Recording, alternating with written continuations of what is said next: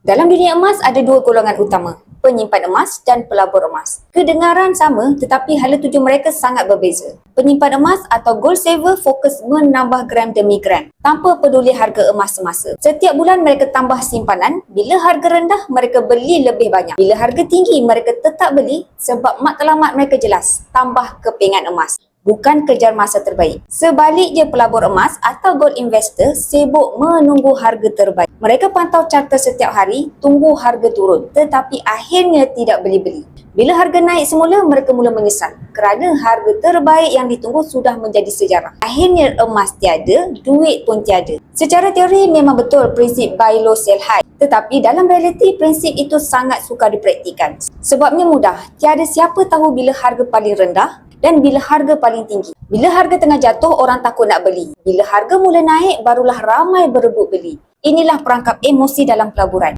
Yang untung besar bukan yang pandai teka harga, tetapi yang konsisten tambah simpanan tanpa mengira naik turun pasaran. Sejarah 20 tahun membuktikan harga emas meningkat secara purata sekitar 10% setahun dan naik lebih 900% dalam 20 tahun.